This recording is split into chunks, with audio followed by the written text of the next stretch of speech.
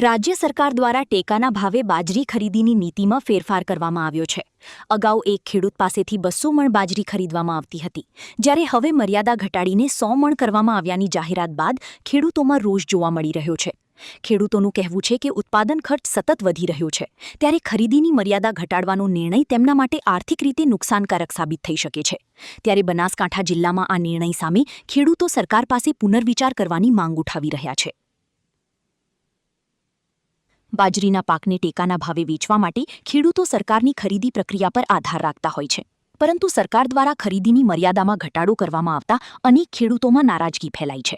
ખેડૂતોનું કહેવું છે કે અગાઉ 200 મણ સુધીની ખરીદી થતી હોવાથી તેમને બજારના ઓછા ભાવ સામે રક્ષણ મળતું હતું, પરંતુ હવે માત્ર 100 મણ ખરીદીની મર્યાદા નક્કી થતાં બાકીની ઉપજ ખુલ્લા બજારમાં ઓછા ભાવે વેચવાની ફરજ પડશે। ખેડૂતોના મતે ખાતર, બિયારણ, ડીઝલ અને મજૂરીના ખર્ચમાં સતત વધારો થઈ રહ્યો છે। આવી સ્થિતિમાં ટેકાના ભાવે ખરીદીની મર્યાદા ઘટાડવાથી ખેડૂતોની આવક પર સીધી અસર પડશે। ત્યારે બનાસકાંઠા જિલ્લામાં સરકારની આ નીતિનો ભારે વિરોધ થઈ રહ્યો છે અને ખેડૂતો દ્વારા સરકારની ખરીદીની જૂની મર્યાદા યથાવત રાખવા માટેની માંગ કરવામાં આવી છે। ત્યારે હવે સરકાર ખેડૂતોની માંગને ધ્યાનમાં લઈને કોઈ પુનર્વિચાર કરી છે કે નહીં, તેના પર સૌની નજર મંડાઈ છે। બનાસકાંઠા જિલ્લાના ખેડૂતોનું કહેવું છે કે એક તરફ ખાતર, બિયારણ અને ડીઝલના ભાવમાં તોતિંગ વધારો થયો છે અને બીજી તરફ ટેકાના ભાવે બાજરી ખરીદવામાં સરકાર દ્વારા બેવડી નીતિ અપનાવવા માટેનું જે નિર્ણય લેવામાં આવ્યો છે તેને લઈને ખેડૂતને મોટું નુકસાન થઈ શકે છે અને ખેડૂતો ખેતી કરી શકે તેવી પરિસ્થિતિ નથી। ત્યારે સરકાર દ્વારા ખેડૂતોના હિતમાં વિચારણા કરી અને ટેકાના ભાવે બાજરી ખરીદવાનું જે જૂની વ્યવસ્થા હતી તે યથાવત રાખવી જોઈએ તેવી ખેડૂતોએ માંગ કરી છે। આ તો એકદમ સરકારે બહુ ખોટું કર્યું, ખેડૂતોની મશ્કરી કરી કહેવાય। 200 મણ બાજરી લેતા એની જગ્યાએ 100 મણ લે, 100 મણ બધે લોકો મફતના ભાવે આપી દે બિચારા ખેડૂતો। એટલે આ તો એક જાતની ખેડૂતોની મશ્કરી કહેવાય અને આવું સરકાર ચાલે નહીં। સરકારને જે જૂની પદ્ધતિ હતી એ રાખવી જોઈએ, તો જ ખેડૂતને પોસાય। ખેડૂત મહેનત કરીને અનાજ પકવે અને પછી મફત વેચે, આ કેની રીત કહેવાય? આ બરાબર નથી। શું માગણી છે તમારી?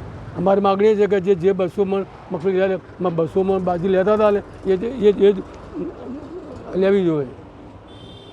જે સરકારે પહેલી બાજરી લેતો હતો ટેકાના ભાવથી, એ જૂના એ 300 મણ લેતો હતો અને હવે સરકારે 100 મણ લે તો જો વધારાની બાજરી છે એ ખેડૂતોને માર્કેટમાં સસ્તા ભાવે વેચવી પડે તો મૂલ્ય સરવાળે તો હતું એને જ થઈ ગયું।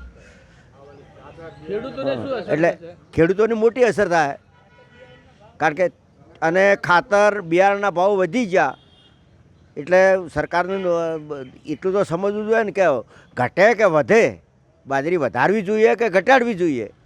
ઓમ કહે છે કે અનાજનું વાવેતર કરો મોટા પાયે। માગણી શું છે તમારી? અમારી 300 મણ લેવાની માગણી છે। શું નામ તમારું? એક ખાતાડી શંકરભાઈ। એના વિશે એમ કહેવાનું થાય છે કે સરકારે જે પોલિસી બદલી છે ખરેખર ખેડૂતોને પાયમાલ કરવા માટેની પોલિસી છે। એવી પોલિસી કે જે 200 મણ બાજરી હતા ત્યારે 100 મણ કરી છે એ અયોગ્ય સરકારે પગલું લીધું છે।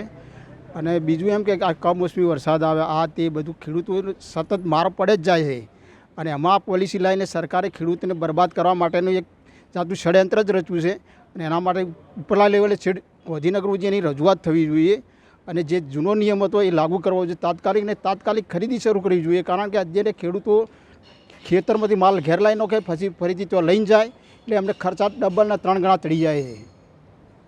માગણી શું છે તમારી?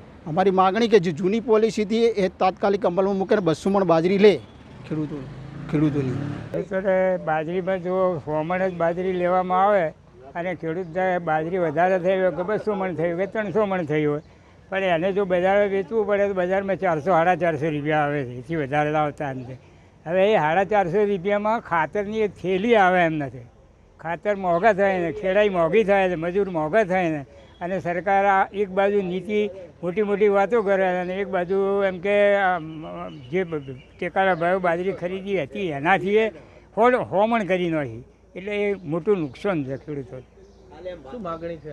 એટલે અમારી માગણી છે કે એ 300 મણ હતી એ બરાબર હતી, એ 300 મણ રાખે તો કોઈ વાંધો આવશે નહીં અને ખેડૂતોના દેવા નાબૂદી કે એ બીજું ત્રીજું છે એ સહકારી મંડળીઓની પહેલી તો દેવા નાબૂદી કરવી જ જોઈએ। જો સહકારી લોકોને નાના માણસોને જીવતા રાખવા હોય તો